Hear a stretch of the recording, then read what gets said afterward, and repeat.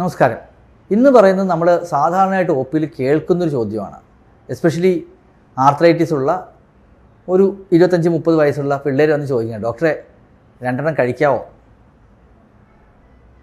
അപ്പോൾ അതിന് അവർ പറയുന്നൊരു കാര്യം, ഒരു 45-50 വയസ്സുള്ള ആളുകളൊക്കെ പറയും, ഡോക്ടറെ ഇത് കഴിച്ചു കഴിഞ്ഞാൽ ആരോഗ്യത്തിന് നല്ലതാണെന്ന് കുറച്ച് പഠനങ്ങളൊക്കെ ഉണ്ടല്ലോ, ഹാർട്ടിനൊക്കെ നല്ലതാണെന്ന് കുറച്ച് പഠനങ്ങളുണ്ടല്ലോ വൈനെ കുടിച്ചാൽ.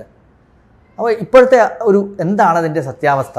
ഒന്ന്, ആൽക്കഹോൾ അറ്റ് എനി ക്വാണ്ടിറ്റി, എത്ര ചെറിയ അളവിലാണെങ്കിലും ആൽക്കഹോൾ നമ്മുടെ ശരീരത്തിന് ദോഷമാണെന്നുള്ള പഠനങ്ങൾ ഇവിടെ വന്നു കഴിഞ്ഞു. അപ്പോൾ ആൽക്കഹോൾ മോശമാണ്, ഒരു സംശയമില്ല. എത്ര ചെറിയ ക്വാണ്ടിറ്റി. പണ്ടൊക്കെ പറയാതെ ഒരു ഗ്ലാസ് വൈൻ കുടിച്ചാൽ ഹൃദയത്തിന് നല്ലതാണ്, ഹൃദയത്തിൻ്റെ പമ്പിങ് കൂട്ടും, രക്തപ്രവാഹം കൂട്ടുന്നൊക്കെയുള്ള ധാരണകളൊക്കെ പണ്ടുണ്ടായിരുന്നു. പക്ഷേ ഇപ്പോൾ വളരെ ക്ലിയറാണ്, alcohol at any quantity is injurious to health.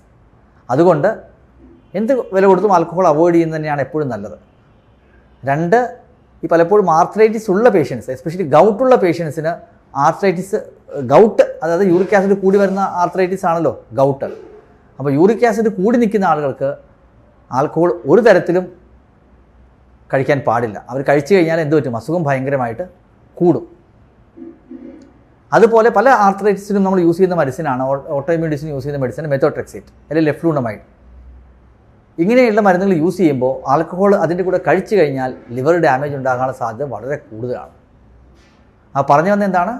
1, alcohol ഏത് ക്വാണ്ടിറ്റിയിലും കഴിച്ചു കഴിഞ്ഞാൽ മോശമാണ്. 2, റുമറ്റോയ്ഡ് ആർത്രൈറ്റിസിലൊക്കെ ഉള്ളവർക്ക് ഈ മെത്തോട്രെക്സിൻ്റെ കൂടെ കഴിച്ചു കഴിഞ്ഞാൽ ലിവറിന് ഡാമേജ് ഉണ്ടാകാനുള്ള റിസ്ക് കൂടുന്നു. 3, ഗൗട്ടുള്ളവർക്ക് നമ്മൾ മദ്യപിച്ച് കഴിഞ്ഞാൽ യൂറിക് ആസിഡ് ലെവൽ ബ്ലഡിൽ കൂടുകയും അതോടൊപ്പം തന്നെ അസുഖം തീവ്രമാകുകയും ചെയ്യാനുള്ള സാധ്യതയുണ്ട്. 4-മത്തെ വളരെ ഇമ്പോർട്ടൻ്റ് ആയിട്ടുള്ളൊരു കാര്യം എന്ന് വെച്ച് കഴിഞ്ഞാൽ, നമ്മുടെ നാട്ടിൽ ഫാറ്റി ലിവറിൻ്റെ പ്രിവലൻസ് ഭയങ്കര കൂടുതലാണ്. നിങ്ങൾക്കറിയാം, നമ്മുടെ കേരളത്തിൽ തന്നെ നോക്കുകയാണെങ്കിൽ നല്ലൊരു ശതമാനത്തിന് ഫാറ്റി ലിവർ ഉണ്ട്.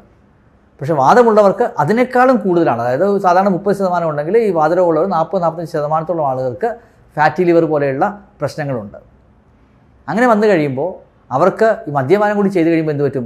SGOT SGPT ലിവറിലെ നീർക്കെട്ട് കൂടും, ഈ ഫാറ്റ് ഡെപ്പോസിറ്റും കൂടും. അങ്ങനെ വരുമ്പോൾ ലിവറിന് ഡാമേജ്, ലോങ് ടേം ഡാമേജ് വരാനുള്ള സാധ്യതയുമുണ്ട്. അതുകൊണ്ട് നെറ്റ് പറയുമ്പോൾ ആൽക്കഹോള് കഴിയുന്നതും ഒഴിവാക്കുന്നത് തന്നെയാണ് എപ്പോഴും നല്ലത്.